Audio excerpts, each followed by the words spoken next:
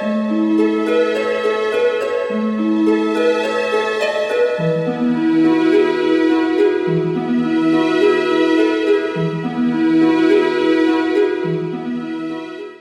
संत ने एक बहुत अच्छी बात कही कि जो कुछ भी हम बच्चों को सिखाते हैं, अगर उस पर बड़े भी अमल करने लगे तो यह संसार स्वर्ग बन जाएगा। मित्रों, यह बहुत ही सुंदर और संदेशात्मक कहानी है। रिश्ते पवित्र और अनमोल होते हैं। साईं राम। एक बार की बात है, विनोद अपने पत्नी और अपने बच्चे के साथ अपने दोस्त के घर उसके बच्ची के जन्मदिन पर बधाई देने जा रहा था। जब वे लोग हाईवे क्रॉस कर रहे थे तो विनोद के बच्चे ने सामने एक तरबूज बेचने वाली लड़की को देखकर चिल्लाता है, पापा वो देखो तरबूज, मुझे तरबूज चाहिए पापा, मुझे तरबूज चाहिए। तब विनोद इधर उधर देखता है और अपने बेटे से पूछता है, कहाँ है बेटा, कहाँ है? तब बेटा उस ओर दिखाता हुआ कहता है, वो देखो पापा, वो देखो। तब विनोद की नज़र सड़क किनारे उस तरबूज बेचने वाली लड़की पर पड़ती है। तब विनोद अपनी कार को उसके समीप ले जाकर रोकता है। विनोद की पत्नी उस बच्ची से पूछती है, कितने में बेच रही हो तरबूज? तो बच्ची ने कहा 30 रुपया मैडम। तब विनोद की पत्नी कहती है, क्या 20 रुपये में नहीं दोगी? तो बच्ची ने कहा 30 रुपये से कम में मैं नहीं बेच सकती मैडम। फिर विनोद की पत्नी कहती है, मैं 20 रुपये से ज़्यादा नहीं दूंगी। तो बच्ची कहती है, नहीं दे सकती मैडम, इतने कम में मैं बेच नहीं सकती। इसी तरह कुछ देर तक आपस में दोनों में मोल भाव होने के बाद लड़की एक तरबूज लेकर कार के पास जाती है। तब दिनेश का बेटा कार के बाहर झांक कर बहुत जोर से चिल्लाता है, खुश होता है। लड़की उस नन्हे से बालक को देखकर पूछती है, क्या नाम है तुम्हारा? तब वह बालक हंसता हुआ मुस्कुराकर कहता है, मेरा नाम गोलू है। तब लड़की भी उसके बात पर खुश होती हुई कहती है, हाँ तू सचमुच गोल मटोल गोलू है, बड़ा सुंदर नाम है तुम्हारा। तब विनोद की पत्नी अपने बेटे के प्रति उस लड़की की भावुकता को देखकर उस लड़की से पूछती है, क्या अब भी तुम हमें 20 रुपया में नहीं दोगी? चलो मेरे बेटे के लिए तो दे सकती हो ना? तब वह लड़की कहती है, ठीक है, आपके बेटे के लिए दे देती हूँ।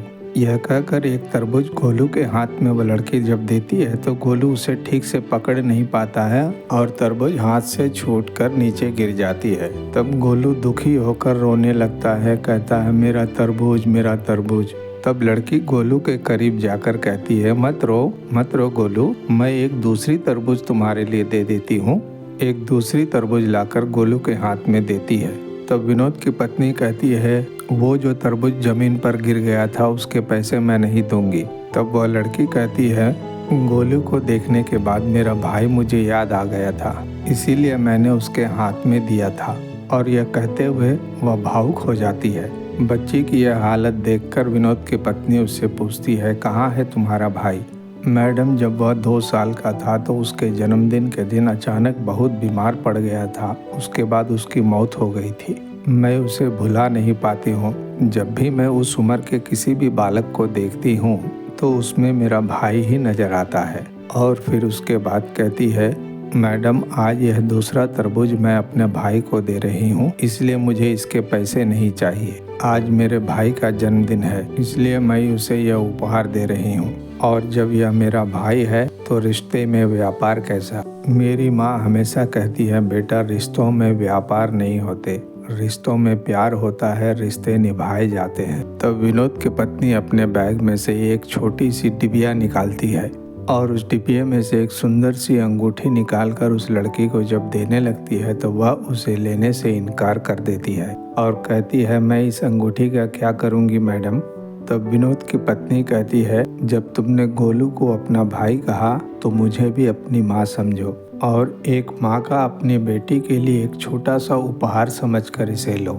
यह दृश्य देखकर विनोद भी बड़ा भावुक हो जाता है और अपना मोबाइल उठाकर अपने बड़े भाई को फ़ोन लगाता है, भैया, शॉपिंग मॉल वाली उस बड़ी दुकान को आप ही रख लेना, मैं छोटी दुकान से काम चला लूँगा। विनोद के बड़े भाई बड़े आश्चर्य से पूछते हैं, क्या हुआ विनोद? उस जगह के लिए तुमने तो कोर्ट में केस डाला हुआ है।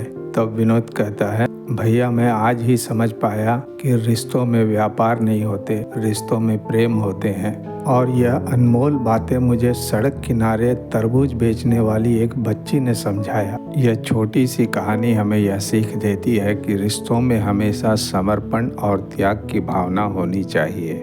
रिश्तों में हमेशा प्रेम और सद्भावना होनी चाहिए। रिश्तों में किसी भी तरह का व्यापार नहीं होना चाहिए।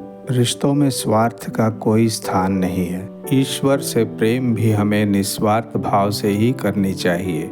जब हम ईश्वर की भक्ति निस्वार्थ भाव से करते हैं, तब ईश्वर हमारी ज़रूरतों का ख्याल रखता है। मित्रों, अगर यह कहानी आपको अच्छी लगी हो तो इसे और भी लोगों के साथ बांट लें और चैनल को सब्सक्राइब करना ना भूलें। हर मंगलवार को तेलुगु में और हर शुक्रवार को हिंदी में हमारी यह छोटी सी सेवा और प्रयास स्वामी के श्री चरणों में निरंतर कार्यरत है। हमारे इस कार्य में आप सभी का निरंतर योगदान सराहनीय है। जय साईं राम।